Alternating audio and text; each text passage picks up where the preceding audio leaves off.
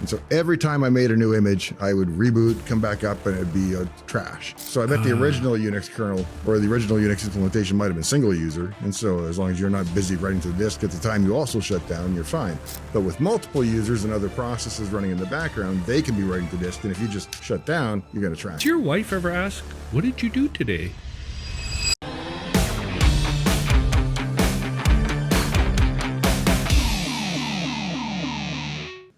Hey, I'm Dave. Welcome to Shop Talk.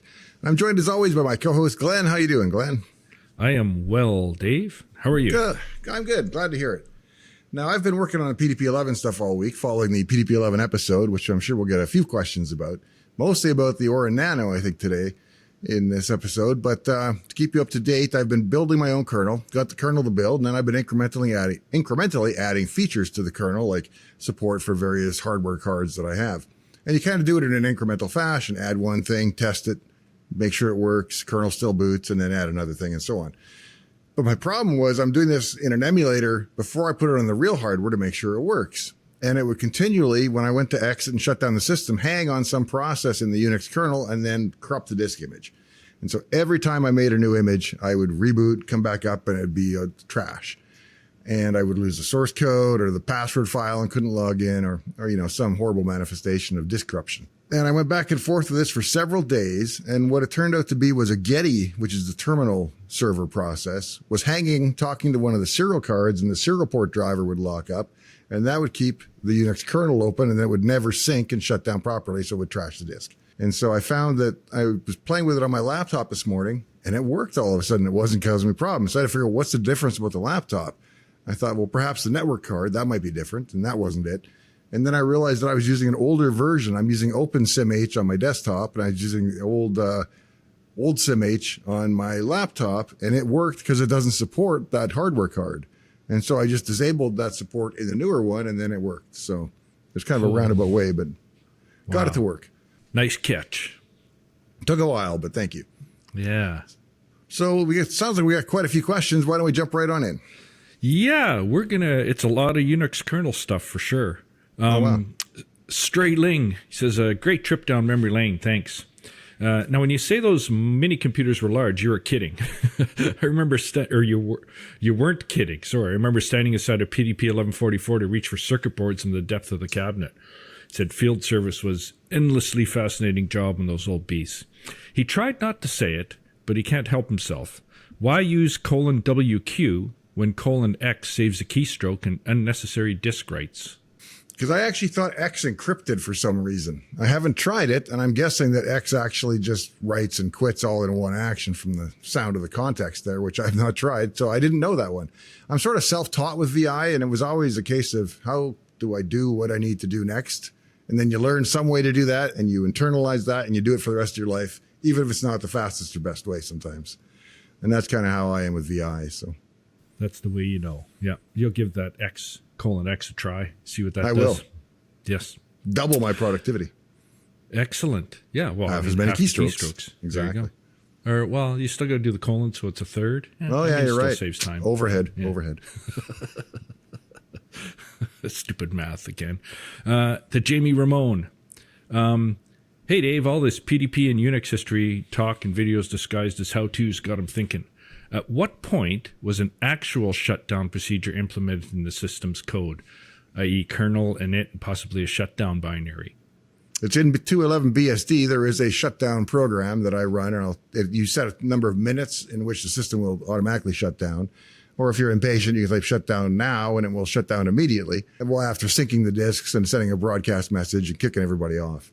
So I don't know when they added it, probably somewhere in the 1.0 BSD, because it's always been in 2.11 as far as I know. So maybe 2.0 BSD. I mean, there had to be some way to shut down. So maybe I'm misunderstanding the question, but I'm pretty sure there's almost always been a shutdown binary because once you have got disk writing going on, you kind of have to. Well, yeah, he says at the end, he says, also, why was there none in the original Unix, and what prompted it to be added? Probably when they added multi-user support. So I bet the original Unix kernel or the original Unix implementation might have been single user. And so as long as you're not busy writing to the disk at the time you also shut down, you're fine. But with multiple users and other processes running in the background, they can be writing to disk. And if you just shut down, you're going to trash things. Okay. Steve Jones, 172 pilot. One big question. If you mess this up and end up with a kernel that's not bootable, how do you recover? Is there some kind of monitor mode that has access to the disk so that you can move a working kernel back in there? Is there a generic limited system you can boot off of a floppy? You could probably boot off. I could actually boot off paper tape if I had a paper tape reader. I can do that in the emulator. I tried that yesterday, booting off a BSD distribution tape, and I did manage to get it to come up. So you could, in theory, do that. And then if you had saved your Unix and NetNix files, you could probably mount that file system and restore them or copy them back. Other than that, I don't know the answer because I just re-image the disk. And I'm doing that in the Cubone side, so I give it a replacement copy of the disk image, and it comes back up in its last known good state. And so that's pretty handy, especially when you're getting continual corruption. But now, you say you don't have a paper tape drive, and we were talking just in the last few days there about the numerous types and formats of drives you do have. Is a paper tape drive something that someday might show up for some historical I think I would reason? only get one if I got an 1144 and 1170 at some point. So they would really be period correct and handy for like having an 1170. Off the 1134, not so much. I can boot it off the RL disk or the RK disk packs and off the Cubone. So in the 1173, it's got a tape drive, so I could actually make a tape and boot off that tape as well. But not paper tape, it's magnetic tape. So now, and I'm not familiar with the paper tape at all. So how does the paper tape function? Is it sort of like a punch card but in tape? Yeah, Usagi Electric's got a couple episodes on it, and I did an episode on Sexadecimal where I talk about the Baudot code, and it's basically 5 holes plus a tracking hole, and so it scrolls by, and there are 5 sensors, and they read the bits that come in on the paper tape, and it's like one character of ASCII at a time, basically. Yeah, so it's still visual, identifying through the holes in the tape then. Yeah, and I imagine you can read it in, you can read the octal of 2.5 or 1.5 numbers. Ah, cool. Okay. Jacob Werner, how similar is the 2.11 BSD initial systems to the sysvin VINIT? I don't know. I used System 5 Release 4, but I did it as a user. I was not a systems admin or a system programmer at that time. I was just using the system as a Unix user, so I don't know the intricacies of how System 5 actually worked. So, sorry, I can't answer that one with any useful amount of detail. Okay. At El Shibami, how can you get the original sources of Unix? If I want to run the original Unix now, how can anyone do that? Well, that's precisely what I'm doing. And the sources often come down. If you get an image of an existing image of, say, 211 BSD, there'll be the source or user source sys folder will have the kernel sources, and user source command will have the command utility source and so on. Not all distributions include source, because if you're trying to make it fit on an RK set of disks or something, it's not going to fit. But a larger distribution will include it. The tapes will include it. And you can get it online at a couple websites that I can't tell you right off the top of my head. But if you Google it, you'll find it. Yeah, you'll find it. Yeah, it's there. It's there to be found. Yeah, there are a couple of GitHub enlistments that have the code as well, I believe. Okay. Iba Zulich. Great episode, Dave. What's the difference between BSD 2.1 and AT&T Unix? Are there big differences in the kernels or just the utilities, startup routines, and such? Don't know. I've never used AT&T's Unix, so my only experience now at any level is with 211 BSD. So for comparison to other Unixes, I'm going to have to break out the chart. I'm not going to be able to tell you offhand. So you won't be doing one of these for an AT&T setup? Yeah, Dave's Ancient Unix Roundup. We're doing drag racing. Yeah. Language drag racing on the PDP-11. There you go. Language. Ralph Bakley. Hardcore Unix is when the system's partition tables were hard-coded on C source file. Change partition, recompile the kernel. Make a mistake? Have fun. Yeah. Yeah, it's very similar. Now you edit your disk label with the disk label program, and it's a text file that describes the partitions. And once you know how it works, it's actually pretty easy to manage. But your first time in there, my first time, I'm like, is this really having an effect on the disk? And yes, it really is. Yeah. DG Holstein. The Unix time issue will come in 14 years. Did you encounter any modern incompatibility? No, does and the it seems to be TCP stack run unmodified? It does. I'm up to patch level 481, which has some fixes going up to 2019, So there are 481 changes that have been made to 2.11 BSD since its release, and I've got all those rolled into mine. And it does seem Y2K compliant. I don't know if that was done with a patch at some point or if it was always Y2K compliant, but I just got NTP working today, and I sync my time now, and it's in Eastern Standard Time because I haven't set the kernel's time zone yet, Okay.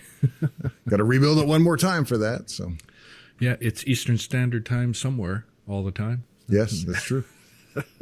Well, not when, yeah, they may not have daylight time there. Yeah. Or do they? No, I think they do because they match the West Coast, so they must go to Eastern Daylight Time half the year. So Yeah. you're wrong, man. Au contraire, mon frère. But there may be like Saskatchewan, some places within the Eastern Standard Time that don't switch, that stay on Eastern Standard Time. Yeah, I don't know of any, but there might be. Well, I'm going to find out then. Yeah, we'll table that one for next time. Episode's over, folks. And I'm never wrong. I thought it was once, but I was mistaken. Exactly. Andrew Cameron, have you tried any of the Data General mini computers? No, I've seen one, but I've never actually used one. They look cool. Some of the hardware looks pretty cool. And I saw a video, I think, at System Source Museum, and they have some in there, and they look pretty neat. And what makes them, what's so neat about the Data General ones? I don't know. They just got a cool 1960s industrial design look to them. Yeah. Like they put some thought into it. Ah, okay. Yeah. Like the Sigma 9 has a really beautiful control panel on it. And I was tempted. Trying to at look that auction. futuristic? Yeah, futuristic for, 1963 or something. Yeah. So. Yeah. That cool retro futuristic look, is it? Yeah. Nice. Roger Hanaki, how come you didn't port Windows to your PDP-11? Thought you were a Windows man. No, you couldn't even run. Well, you could run DOS on it, I guess, if you ported DOS. You're not going to run Windows on it. There's just not enough memory. It's got. You did set up the smallest Windows machine. Oh, yeah, the smallest Windows program, yeah. Program. Oh, that's what it was. Okay. And it was under 1K. Yeah. But of course, that's just the program. Windows to run it is still large. Yeah. Wow. User DV5GM2GC3U. Reminds me of the Linux back in the 90s. Back then there was gladly a make menu config that even a child of 12 could handle when recompiling the kernel. Scratching my memory, isn't it still the same for BSD operating systems? With the big difference, you don't have to take in mind the memory limits, so you can just enable almost everything? No. Well, for Linux, yes. But there was a time even when Linux didn't have menu config and you had to manually edit the file. Because the first time I ever tried to build it, I don't remember menu config existing at that time. That's like 90. When did I graduate? 92, 93, somewhere in that range. Still doing it in school. So that goes a ways back in Linux. That's almost Minix. It's right around when he started. Yeah. But yeah. Wow. And Tim Raddy, 128K, the 1183 supports 8 megabytes or 4 MW of memory? What's MW? Megawatts. Megawords. Megawords. Sorry, there we go. Right. Mine has all of that, so BSD fits just fine. I actually have BSD 2.11 as one of my bootable images on a SCSI HD connected to a UC17. So just buy some more memory, Dave. No, I've already got 4 meg, which is actually pretty rare for a PDP. It's got 2 meg of PMI memory and then 2 megs of QBus memory. And the problem is that the image has to be only 64K of total code and another 64K of data, and it can page 8K sections in and out. And we'll talk about that more maybe later, but your still total footprint is really tiny. And so you can't just go into BSD and turn all the features on, as we said. And the image he's running is probably the pre-built one for the Pi or something where it has a very limited set of hardware, like just a network drive, and it's not going to have storage devices for esoteric storage. That's the difference. You're trying to run a bunch of peripherals, basically. Right? Yeah. Yeah. Solo Flow. Was there a Gundam reference from back in the day with Minerva or some other vintage anime? No, not from me. We had 2 machines at the U of R, and I think they were called Minerva and Vinerva. And I could be misremembering that, but I have always named my machines Minerva and Vinerva. And my desktop Threadripper is Vinerva, and the PDP-11 is Minerva, so there's always one of them. Yeah. What? Oh. Well, yeah, for me, it's sort of EDVAC and ENIAC, going back to Mr. Bright's grade 9 class. Those are the 2 ones that just stick for me as I need a computer name. I go back to that. Yeah. Dahlia 695. Why not 4.3 BSD? Too big. There you go. Does not exist for the PDP-11. Yeah. Yeah. Way ahead of its time. Larry Robinson, Into the Fog. How about Xenix? The only existing copy of Xenix I know for the PDP-11 was done by Microsoft. to run on their 1170 called Miss Piggy.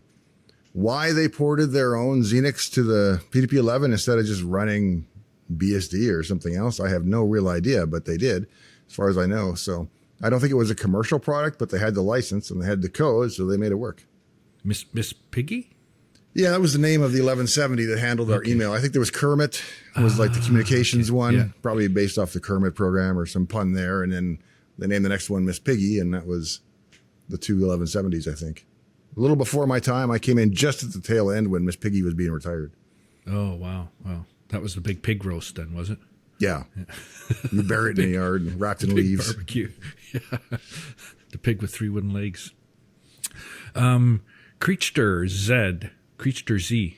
In your opinion, what does USR stand for?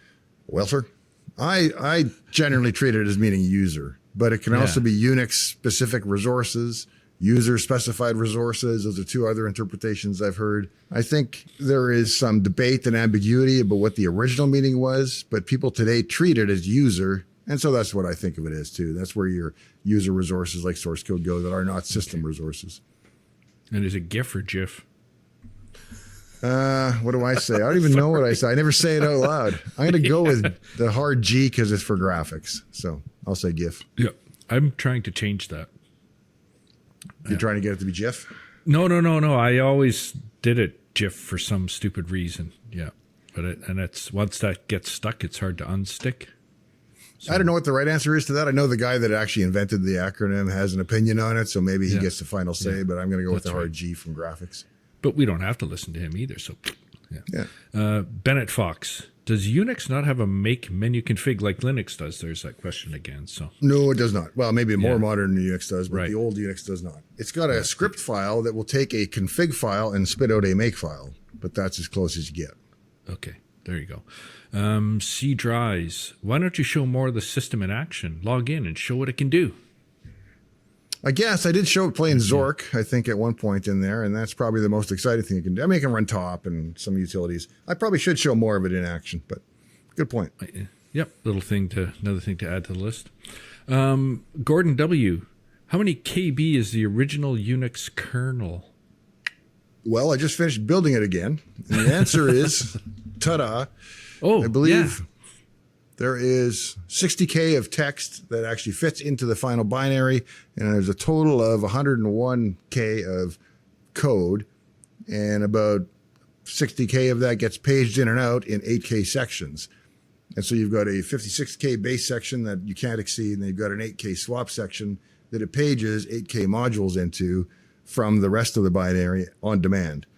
One thing I've always wondered is, if you are in one of the overlays and you call code in one of the other overlays, it's got to unload you, call that other code, load it, get it into memory, execute it, and then return back to you, and then unload it and reload you and bring you back. And I can imagine some really degenerate cases there if you pick what goes into the overlays poorly, I think. So I try not to move stuff around too much.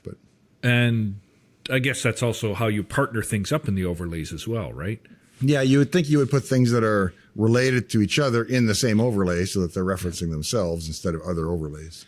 And the problem you have in your configuration trying to load all those peripherals is you don't have a lot of flexibility to where they go because there's sort of only one way that they will fit.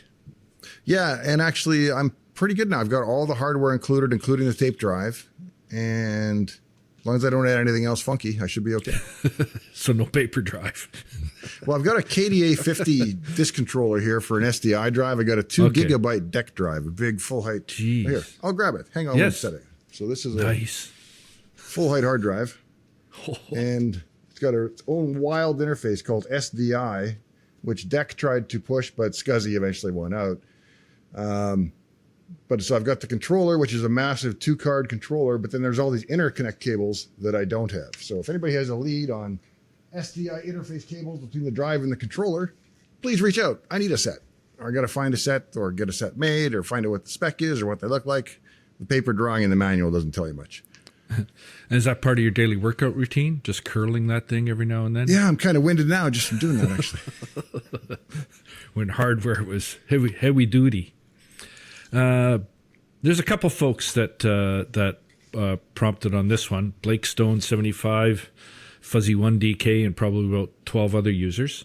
At 16 minutes and 25 seconds, did you mean to have something on the screen here? It's just black. Thought it was odd, that's all. Well, I'm a big fan of The Sopranos, and I really liked the way they went out. So when I finished up this episode, I thought I'm just going to cut to black, and people won't know if the system survived. Did the system die? Did it boot? Did it get killed? What happened? We don't know. It's up to you as the viewer to interpret it. That, or I had a clip disappear from my project at the last minute, and it didn't warn me, and it didn't put up the red missing media box. So the only thing I can think of is that I had a keyboard focus somewhere, hit delete, and deleted a clip or something. Didn't notice it, had already watched the video all the way through at least 3 or 4 times in editing, and figured I could release it without having Glen proof it first, and cranked it out. And then I watched it on my Apple TV, and I'm like, oh no. But by then the video was doing pretty well, so I didn't want to take it down and start again because I don't know what that's going to do to it. So I just kind of left it as it is. And my apologies to those who were confused. All you missed was the system booting, which may be the payoff for the whole episode, maybe, but rest assured it did. Yeah, well, it resulted in some good opportunities for folks to pop in that question too. So yeah. Showed that they were paying attention. They're not just casually. It's all a scam watching. To drive viewer engagement and get them to comment. Right. Yeah. What's going on? Yeah. Why is the screen black? 244895. Does your wife ever ask, what did you do today? Not usually, because I come in and tell her, because, if I'm excited, I'll be like, honey, I built the Unix kernel and I got the new device driver turned on. And she's actually amazing, because she'll be like, that's great, honey. And I have no idea. But she doesn't roll her eyes or nothing. No, she appreciates the enthusiasm and it keeps me busy. So she's pretty used to it, too. This has been going on for a while, right? That's how you roll. John P. Miller. So you made Unix? UNIX, not Unix. Yes. EUNUC, right? That's a whole different episode. Yeah. Yeah, that comes from the original. There was a Multics project that a bunch of companies were working together on. And then I think Bell Labs pulled out of Multics and decided to go their own way. And at some point, the Kernighan and Ritchie, or Thompson, pardon me, went with a pun with Unix. And it's kind of based off the castrated slave name of Unix, but it's spelled different. So, okay. So it's not just going from many to uni-1. That's the defensible version of it, but yeah. Right. Yeah. Yeah. I think it works both ways. Yeah. There you go. Wizardess, I'm annoyed. You didn't do anything in this episode that irritated me. That irritates me. I think I got that last part right. Well, what you need to do is tell me what I do that annoys you so that I can do it more. Yeah. And you'll be disappointed. I said we'd try harder next time, so. All right. Yeah. Anagra Shafir. How does blockchain technology prevent double spending in Bitcoin? Yeah, remember those old inter-office memos, the big manila ones, a little string that you would wrap up and tie up, and then there was a grid on the back, and every time that changed hands, you wrote your name and your signature and the date. Think of it like that. So that envelope keeps, as long as people are trustworthy and complete the envelope properly, and we use cryptography to enforce that at the mathematical level when it comes to the blockchain. All the blockchain is like the envelope, and when you put something in, it's recorded on the outside of the envelope, and when something comes out, it's recorded on the outside of the envelope, when that happened, by who, and at what time. And so you couldn't double withdraw because you would see those funds were already missing, and they wouldn't be in the envelope to take out in the first place, and they would be accounted for in the ledger.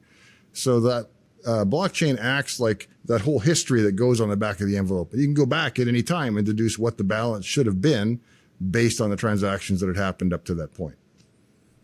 That's a pretty nice. And now you understand the blockchain.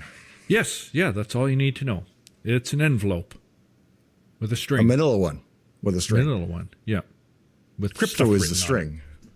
And you're not allowed to take your pen and scratch stuff out hard, and no jiffy marker. No, you can't do that. Yeah, what's written on there must stay, and it does stay. It's code enforced. Moro C74. I have an 8 gig video card, a Sapphire RX 580. Does it make sense to buy it and use it as an LLM server in my LAN instead of using my PC? Or even better, can I use 2 or more Orin Nano Supers together to get some better performing LLM with higher numbers of parameters?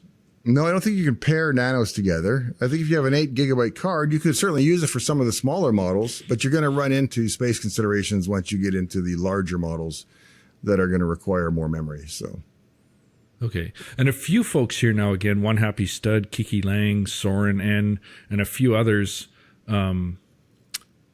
made comments for this. Can these ORNs be daisy changed or stacked somehow? Can you run a distributive AI system with multiple Jetsons? Can I use multiple nanos to speed things up? And someone also made a comment that someone's done a video apparently on YouTube where they have done that. I don't. We can cluster them together computationally, but how you take advantage of the GPUs in that scenario, I'm not entirely sure. Maybe somebody has covered that, and that'd be kind of an interesting topic to see done. But since I don't know the answer on how to do it on the GPU side offhand and have it treated, I mean, there's NVIDIA Link or NVLink. Maybe you can tie them together with NVLink, and that would be cool. But I don't think you can. Okay. So. Yeah. I could be wrong. They're meant to be standalone. And I would think if you're chaining them together or running them parallel or something like that, there's probably better hardware to accomplish what you're trying to do, right? Then, although the price point is nice, and if you could do it, it would be a good proof of concept for doing it with cheaper hardware. Right.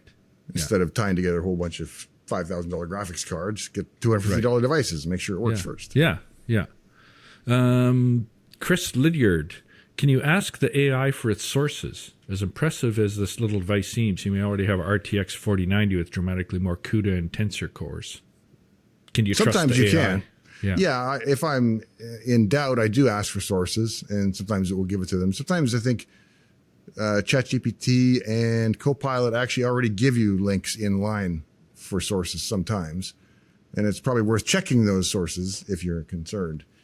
The other part, I don't know. But the sources, yes, you can generally ask for sources, but it can't always tell you. It's going to basically do a web search for you and filter it, but it can't know where it knows what it knows from. So it can't walk backwards through the neural network and say, oh, I said this because of this. Pretty sure.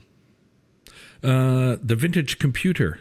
Oh, I thought there was more than one. Apparently there's just one, and it's this guy. He's the vintage computer. How does he spell vintage? Vintage. Okay. There's a vintage collector, but it's PH. That guy has a channel. It's got some kind of cool episodes on it now and then. So. Thanks for sharing your review of the Jetson ORN device and the use case. Certainly a great use for this device instead of keeping a power-hungry machine running 24/7. How does the YOLO framework fare with people detection and recognition? I primarily use it for vehicles. I did not experiment with it much for people. I mean, when I first did it, I had it detecting everything, and then I narrowed that down to vehicles. So I know it did detect people while they were walking around, but I didn't pursue that. So I don't know how well it does it or how well it tracks them, but it's good for vehicles. So I'm going to assume it's pretty good for people. Other folks had popped in some questions about like license plate recognition and stuff like that. Like, can it announce who's coming, you know? Yeah, my camera doesn't. It's a 4K camera, but at any kind of distance, pretty hard to read their license plate. I can read the one behind you on your shelf. Yep. And I suppose if you had a camera set up right at the front, right off the drive or something, that was specifically looking for license plates, you could probably get that. But from where it's located at your place, that you don't need it to, and that's not the intention. But right. But that would be a good addition if you were really trying to build on the system, is to put another camera at the entrance, because you want to be able to see the back plate because people don't have front plates. And and the eldest child has arrived home. The third eldest child has left the property. Yeah, you could announce that, or some stranger from Saskatchewan has arrived. Elvis has left the building. What's that? Like 5% of the population still believe Elvis is alive or something? Well, 50% of the population is below average intelligence. So. Oh yeah, but the other half don't think so. Yeah. Elvis would be pretty old if he was still alive. It's possible, I suppose. Yeah. That's probably an old stat from 30 years ago, shortly after he died. He died, 50 years ago now, isn't it? Oh, probably. And I remember it coming on TV, the ticker across the bottom of the screen, Elvis. 70-something, wasn't it? 76, something like that. Yeah. I don't know what it was. Whew, a while ago. He's good, well, and dead. Mix Ching, and this is a question a lot of folks ask too. Seems to be pretty important, so I left it for the last one here. Okay. But does it run Crisis well? PDP? Or the Nano? I think they're talking about the Nano, yeah. Well, the PDP definitely does not. The Nano, right. I did not play any games on it. I didn't go down that route at all because that's not what it's intended for. And I could have put Doom or Crisis on it and maybe tried it. I don't think it's going to run Crisis especially well, but it probably can run it. I don't know. I didn't put any games on it because I just know that's not the target market. So it's kind of unfair to the machine to say, oh, look how it sucks at gaming. It's not made for that. but it sucks. Look. And it's $249. So yeah, and it may not suck. I don't know. But if you're looking to play Crisis, I'd suggest you put a little bit more cash aside and get something more than a $249 mini machine. I know it does run emulators really well, like the PS3 emulator and the MAME emulators, those kinds of things. It's got enough GPU horsepower to do that, except for some of the really high-res, high-physics games. Yeah. Excellent. High-physics games. Waiting for that pinball machine, man. Yeah. Maybe in January. Woohoo. Anything else? So Christmas was yesterday, just to date this.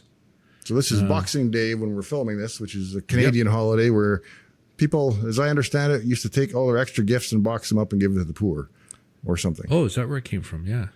And then it became people box up their stuff and take it back, but then it's like impossible to shop, so they stopped accepting returns on Boxing Day in some places. And there's a whole crazy history of Boxing Day in Canada. And what it means for me today is that I had to spend 20 minutes to a half hour in the garage flattening a whole bunch of cardboard boxes. Boxing Day. There you go. All the stuff that got delivered in, and the stuff it got wrapped and presented in, the stuff that it's packaged in, and oh my goodness, it was but hey, didn't cut my hands on the box cutter, so I'm feeling pretty successful. Good job. No bangs on my forehead, so I'm doing all right.